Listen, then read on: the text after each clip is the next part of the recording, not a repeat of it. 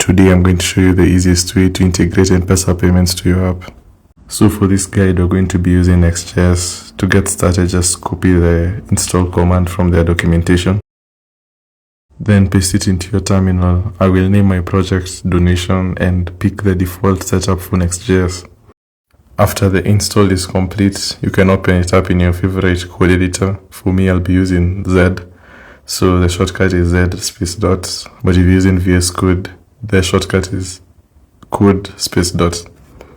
I will then create an env file in the root directory of the project, which I will leave empty for now as we install the packages. So you can find the documentation linked down below so you can follow along. So here we're going to copy the install command for the Nextjs and the React package.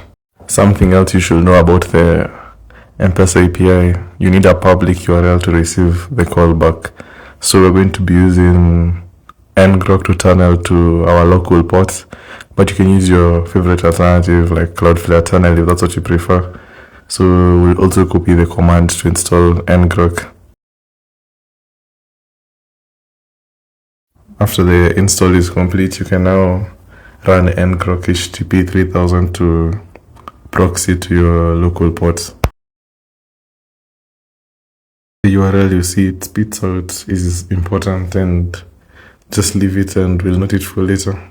So back to the documentation, we're going to copy the env file there as an example as I show you how to get the actual credentials from M-pesa. If you remember correctly, we had started ngrok, so go back to that terminal and copy paste the forwarding URL and paste it into the M-pesa callback URL. So next you're going to have to navigate to the developer portal. So you'll create your account or login if you already have one, and in the My App section you can create a new sandbox app. So then now I get some credentials, the consumer key and the consumer secret, so I'll copy one by one to my env file.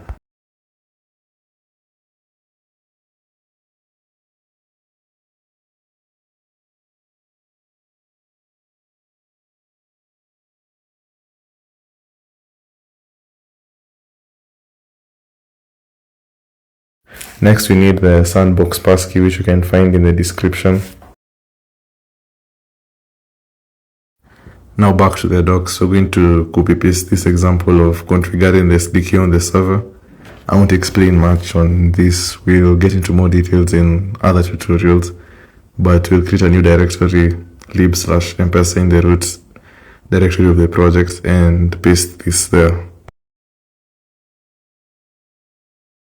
Next, we're going to copy this example of the casual route in the directory given in the docs. Basically, this will handle all M-pesa related requests to your server.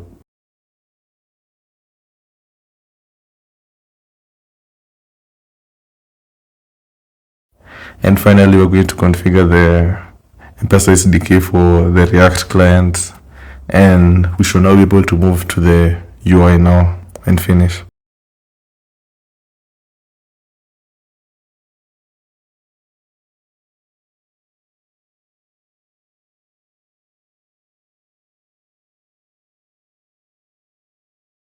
So in less than 5 minutes, you've managed to integrate M-pesa payments into your app.